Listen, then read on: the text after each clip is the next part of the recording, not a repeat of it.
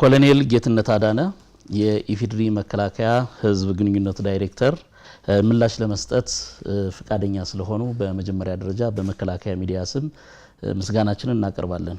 ቴንኪው አመሰግናለሁ። የመከላከያ ሰራዊቱ አሁናዊ አጠቃላይ የግዳጅ አፈጻጸም ምን ላይ ደርሷል ማለት ይቻላል?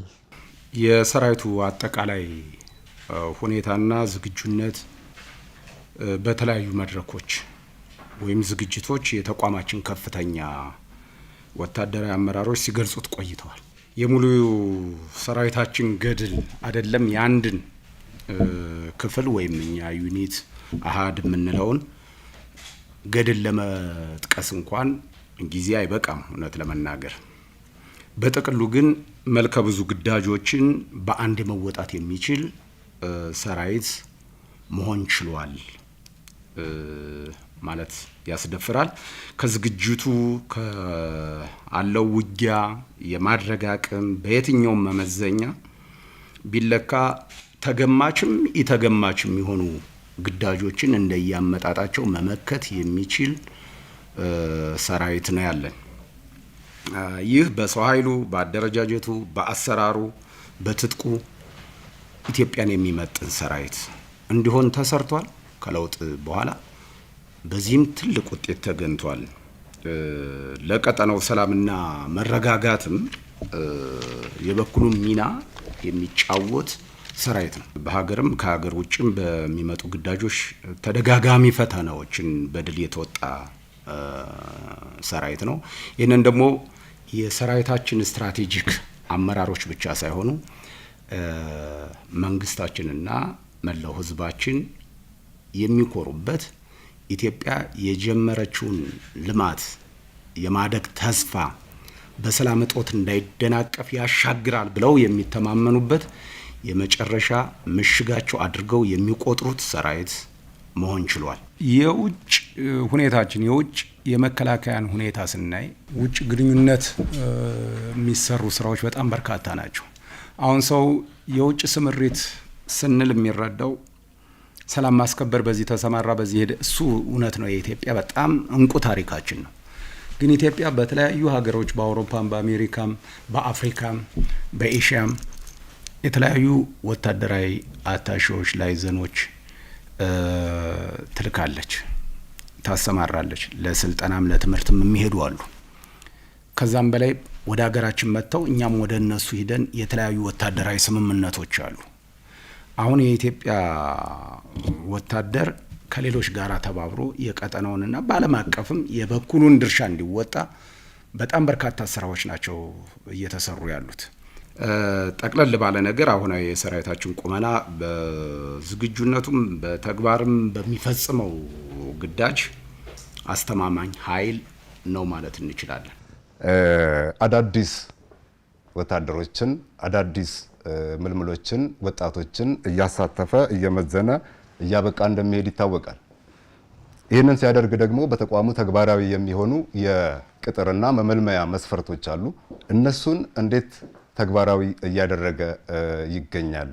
የመጀመሪያው የህጎች ሁሉ የበላይ ህገ መንግስት ነው። ህገ መንግስታችን እንግዲህ እኛ የምንሰራው የህግ መሰረት ይዘን ስለሆነ ህገ መንግስታችን ብናይ አንቀጽ 87 የሰራዊት መርሆች ብሎ ካስቀመጠው 6 አንኳር ነጥቦች አንደኛው ብቻ 3ኛዋን ቁጥር ብናይ የመከላከያ ሰራዊት የሀገሪቱን ሉዓላዊነት ከመጠበቅ በተጨማሪ በዚህ ህገ መንግስት የተሰጠውን የአስቸኳይ ጊዜ አዋጅ እንደሚፈጽም ይገልጻል። በግልጽ ነው ያስቀመጠው። የመከላከያ ሰራዊት የሀገሪቱን ሉዓላዊነት መጠበቅ የሚለው የመጀመሪያ ተልእኮ ነው። እንዴት ይጠብቃል የሚለውን ደግሞ በዝርዝር ህጎች መመሪያዎች እያወጣ ይፈጽማል ማለት ነው። ይሄ በህገ መንግስት ያለን ነገር ተግባራዊ ለማድረግ ህጋዊ መሰረት ስለሆነ ምንድነው ታዲያ መከላከያ እያደረገ ያለው የሚለውን በደንብ ግልጽ መሆን ያስፈልጋል። ይህንን ህጋዊ ትዕዛዝ ተግባራዊ ለማድረግ አንደኛው መዘጋጀት አለብን። ሀገራችን ሉዓላዊነት ለመጠበቅ መዘጋጀት አለብን። ህግ የሰጠንን ነገር ተግባራዊ ለማድረግ መዘጋጀት አለብን። ዝግጅትን ከሚወስኑ ነገሮች አንደኛው መተካካት ነው። ሰራዊት መተካት መቻል አለበት። ተፈጥሮም ሆነ ሰው ሰራሽ ነገር ስላለ በጡረታ በተለያየ ነገር የሚወጣን ሰው መተካት መቻል አለበት። እንደገና ደግሞ የኃይል አሰላለፍ ሚዛን ታሳቢ ያደረገ የሰራዊት ዝግጅትም ያስፈልገናል።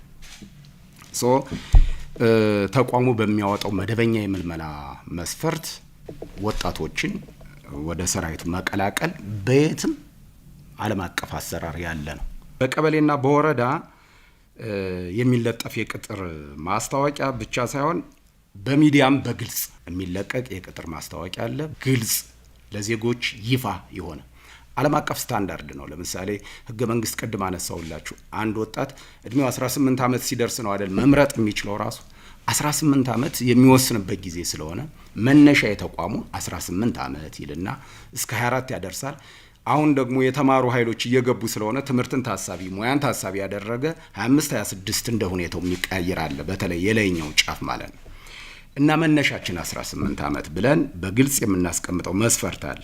ስለዚህ ወረዳ፣ ቀበሌ የምንለው ማስታወቂያ በግልጽ ይለጠፋል። በሱ መሰረት መመዘኞቻችን የምታውቋቸው ናቸው፣ ይፋ የምናደርጋቸው ነው። አንደኛ ህገ መንግስት፣ በቃ በህግ ነው የምትመራ ይች ሀገር።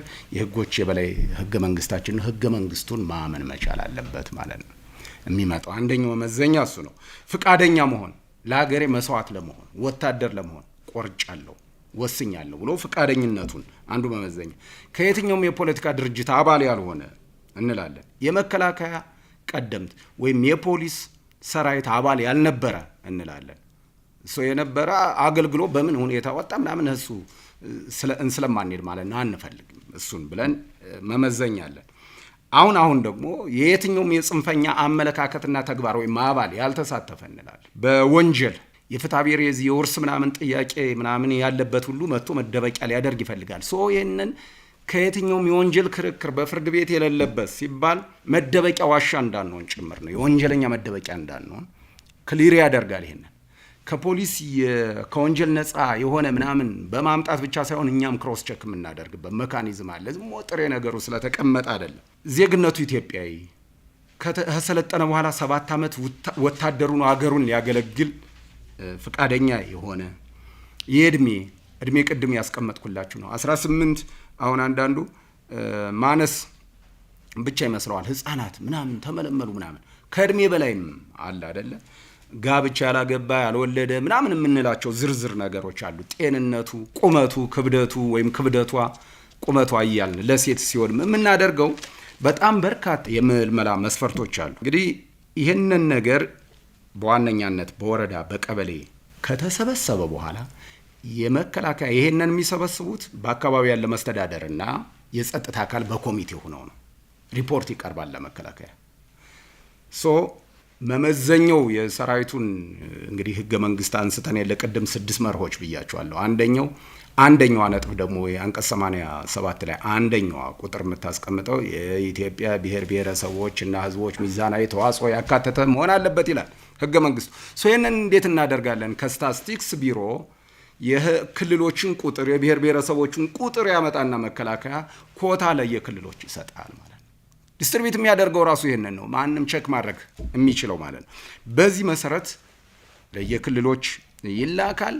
ከተላከ በኋላ ያው አፈጻጸም እንደያቅሙ ነው እና የወረዳም ሆነ እዛ የክልል መስተዳደር የጸጥታ አካል የምንለው በመጀመሪያ ሊመሰገኑ ነው የሚገባ። ሰራዊቱ የኔ ነው እኔንም ነው የሚጠብቅ አገርንም ነው የሚጠብቅ ብለው እያደረጉ ላለው አስተዋጽኦ መመስገን መቻል አለባቸው። በዚህ አጋጣሚ ማመስገን እንፈልጋለን እንደ መከላከያ ህዝብ ግንኙነት። ይሄ ከመጣ በኋላ ከወረዳና ቀበሌ የተሰበሰበው የመጀመሪያ የመከላከያ ላይዘን ተመድቦ ዞን ላይ ከ5 ቀን ያላነሰ ማጣራት ይደረጋል።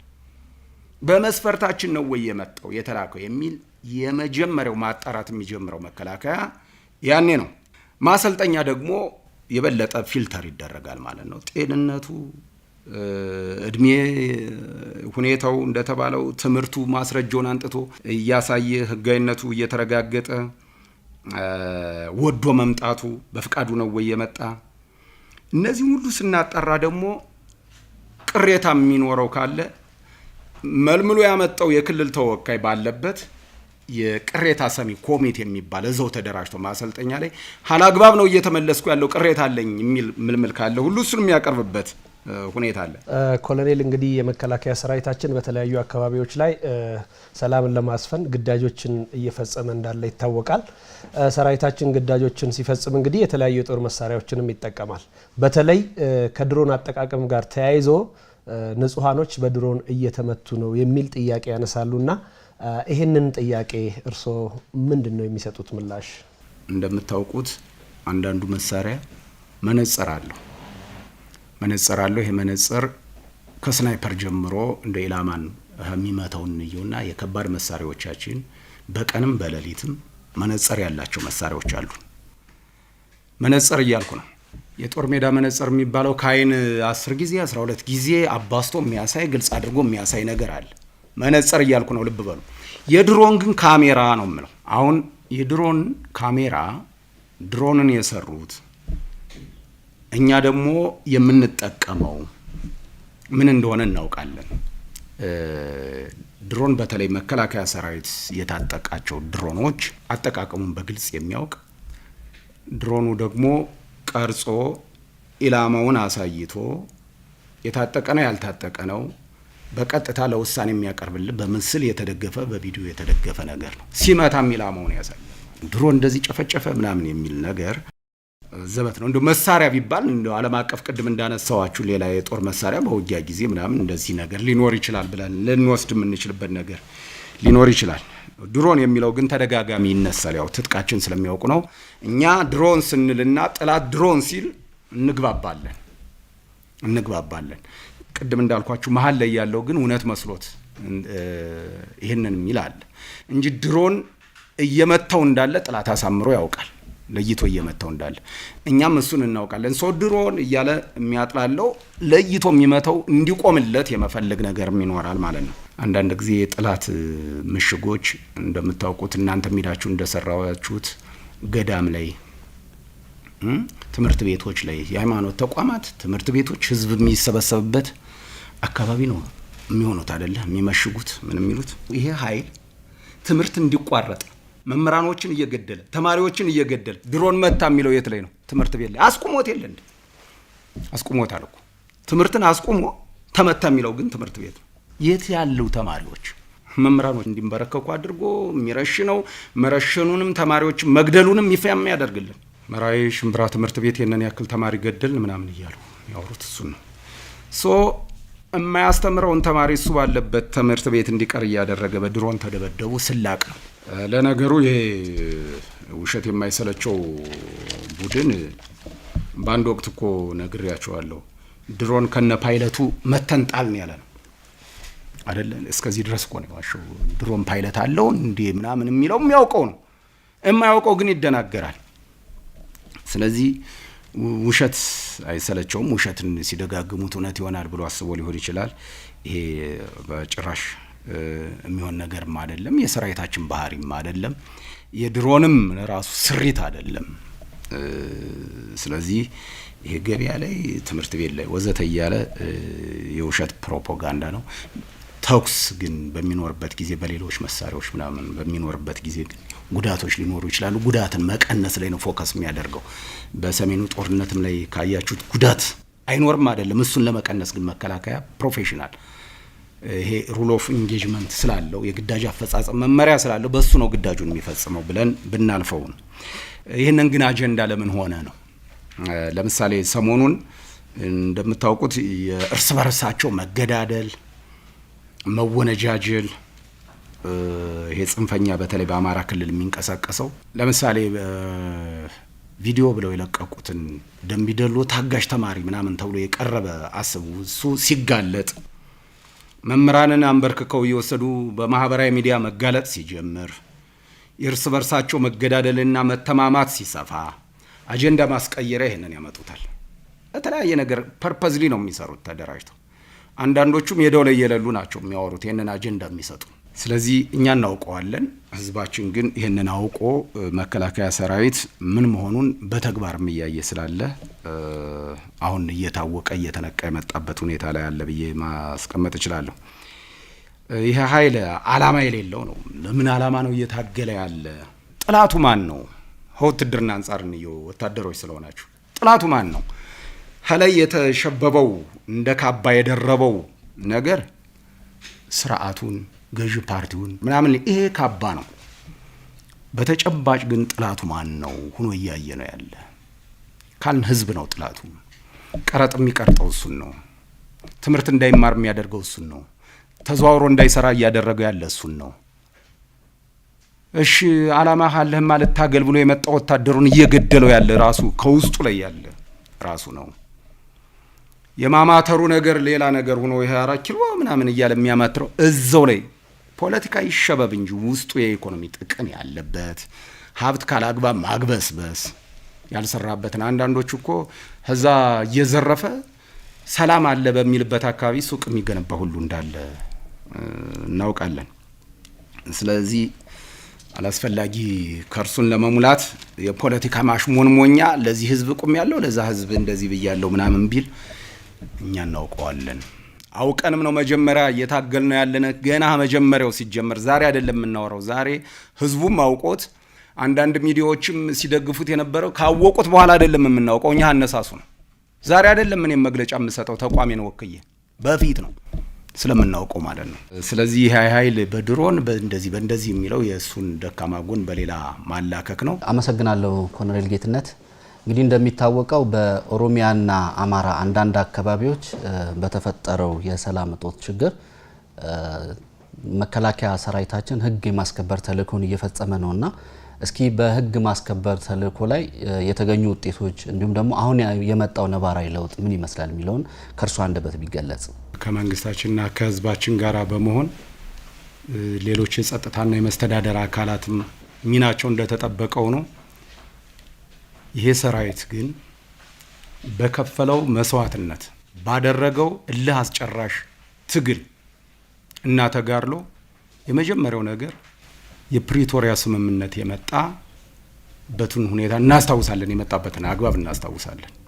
የሰራዊቱ መስዋዕትነት የሰራዊቱ ተጋድሎ ከፍተኛ ነው። እሱ የሰላም ሁኔታ እንደተጠናቀቀ ብዙ ኃይሎች ተፈጥረዋል። እንደተባለው ሰላሙን የማይፈልግ ሊሆን ይችላል። ባሰበው ሊሄድ ብዙ ነገሮች ቀድሞም ይህንን ያሰበ ኃይል በየቦታው የተፈለፈለበት ሁኔታ ነበረ። ዋነኛው ነገር መጀመሪያ ላይ የነበረው እንዴት ነው ሰሜኑ ጦርነት ተላቆ የሰላም ስምምነት ፕሪቶሪያ ቅድም እንዳልኳችሁ ሰራዊቱ በከፈለው መስዋዕትነት ከተገኘ በኋላ ምን ነበረ ከተባለ የክልል መስተዳደሩን መዋቅር ሊያፈርስ በሚችል ሽባ ሊያደርግ በሚችል ሁኔታ በኦሮሚያም ሸኔ በአማራ ክልልም ይሄ ጽንፈኛ ኃይል ወረዳዎችን ዞኖችን አክቲቭ እንዳይሆኑ ክልሎችን የመገዳደር ከዛ ደግሞ ወደ ፌዴራል መንግስት ቅድም እንዳልኳችሁ 4 ኪሎን በዚህ ጊዜ እንገባለን ወዘተ አዲስ አበባን ከበናታል በቅርብ ርቀት ላይ ነው ያለ ነው ባህር ዳርን ያዝን ወይ ጎንደርን ያዝን ምናምን የሚባልበት ለኛ ለሰራዊት የቅርብ ጊዜ ትዝታችን ነው። መስዋዕትነት እየከፈልንም እንዴት እንዳረጋጋ ነው ይታወቃል። አሁናዊ ሁኔታው በኦሮሚያ ያለው ሁኔታ ነቀምት ከተማ የአውሮፕላን ማረፊያ መሰራቱ ምናምን ብቻ እንዳታዩት የወደብ ከተማ በሚመስል መልኩ የሚያድረው መኪና የህዝቡ እንቅስቃሴ ምናምን የሰላም ድባቡን ስታዩት የተለየ ነው። ሰራዊታችን በከፈለው መስዋዕትነት በብዙ ሺዎች የሚቆጠሩ በሰላም ከክልሉ መንግስት ጋራ እየተደራደሩ ሰራዊቱን በሚያደርገው እገዛ ወደ ሰላም አማራጭ ገቧሉ።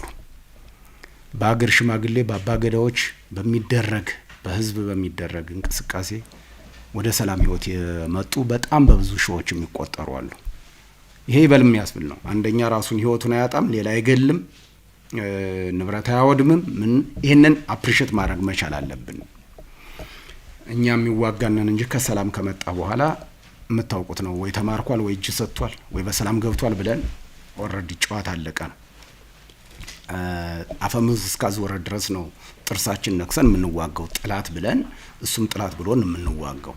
እዚህ ላይ በደንብ ሊታይ ይገባል። አሁን ኦሮሚያ ክልል ያለው ሁኔታ አልፎ አልፎ የሚንቀሳቀስ ካልሆነ በስተቀር ይሄ ነው የሚባል ኃይል ኑሮ ሰራዊቱን የሚገዳደር ልማት የሚያደናቀፍ ምናምን የሚሆንበት ደረጃ ላይ አይደለም። የክልል መንግስትም የዞንም የወረዳም የቀበሌም ተረጋግቶ መንግስታዊ መዋቅሩን አድርጎ ወደ ልማት ስራው ገብቷል። የተሽሎከለከ ሰላም አለው ለማለት የሚደረግ ጥረት ግን በሚዲያውም በምኑም አለ። ይሄ ደግሞ በክልሉም የጸጥታ የመስተዳደር አካላት እገዛ በህብረተሰቡም ሰራዊታችንም አሁን እንቅስቃሴ ላይ ስላለ መልክ ያስይዘዋል። በአማራ ክልል መጀመሪያ አካባቢ ያደርገው የነበረው በክልሉ ተጽዕኖ ይፈጥረው የነበረው ሁሉ ነገር ቆሞ መንገድ ተዘጋግቶ የኢኮኖሚ እንቅስቃሴ ሁሉ ታግዶ አመራሩ እንደ ልቡ ስራውን የማይሰራበት መንግስትም ያቀደውን ልማት የማያካሄድበት ነበር። አሁን መንግስት ያቀደው የኮሪደር ልማት በሉት ምናምን በጎንደር በባህር ዳር ወሳኝ ከተሞች በሚባለው በደብረ ብርሃን በደብረ ማርቆስ በተለያዩ ቦታዎች ይህ እንቅስቃሴ አለ። የልማት እንቅስቃሴ ብቻ ሳይሆን የተለያዩ ማህበራዊ ክንውኖችም በደንብ እየተከናወኑ ነው። የክልሉ መንግስት እንዲሁ ወደ ወረዳዎች በስርዓት እያጠናከረ ቀበሌዎችን እየያዘ የተወሰኑ ስፖቶች እና በሚዲያ ላይ ያለው ተጽዕኖ ካልሆነ በስተቀር ይሄ ነው ተገዳዳሪ ኃይል ኑሮ እንዲህ ያደርጋል ምናምን መከላከያን ይገጥማል ወዘተ የሚባለው ነገር እሱ ተረት ተረት ነው። አሁን ቅድም እንዳልኳቸው 4 ኪሎ ምናምን ቀርቶ ምን ያክል ኪሎ ሜትር እንደራቁ ባናውቅም መሽሎክለክ ያለፈ ሌላ ነገር የላቸውም። ኮሎኔል ጌትነት ሰፊ ማብራሪያ ሰጥተውናል። ምናልባት በዚህ አጋጣሚ የሚያስተላልፉት መልእክት ካለ? ከዚህ በኋላ የመጣውን ሰላምን የማጽናት ስራ ከሁሉም ዜጋ ይጠበቃል። ሰራዊታችንም እሱን ነው እያደረገ ያለው። እንደምታውቁት ጄኔራል መኮንኖች ሳይቀሩ ሲነር ጄኔራሎች እያንዳንዱ ከማዕከልም ወርዶ ህዝብ እያወያየ የጸጥታ ስራውን እየደገፈ ብዙ ነገር ለማስተካከል ጥረት ተደርጎ ውጤት ተገኝቶበታል። ይሄንን የተገኘው ውጤት መንከባከብ ያስፈልጋል። መከላከያ የሚያደርገው ነገር ተሰማርቶ በጣም ብዙ ነገሮች ሰርቷል። የተገኘው ውጤት የሚታይ ውጤት አለ። ይሄንን የተገኘ ሰላም እየመጣ ያለ ልማትን ለማስቀጠል ሰላምን ማጽናት ላይ ርብርብ መደረግ መቻል አለበት። ይሄ መከላከያ ብቻ ሳይሆን እያንዳንዱ ዜጋም ስራ ነው። መከላከያ ጎን ተሰልፎ ህዝባችንም ሰላሙን እንዲያጸና እንዲያረጋግጥ በዚህ አጋጣሚ መግለጽ እፈልጋለሁ። እንደተባለው በትግላችን በመስዋዕትነታችን አሁንም ሰላማችን እናረጋግጣለን፣ ኢትዮጵያ እናሻግራለን። በእኛ ዘመን በእኛ ጊዜ ኢትዮጵያ አትፈርስም። የቃል ብቻ ሳይሆን በተግባር እያደረግነው ስላለ ልማቷም ተፋጥኖ ታድጋለች፣ ትበለጽጋለች የሚል እምነት አለኝ። ይሄንን ለማለት ነው።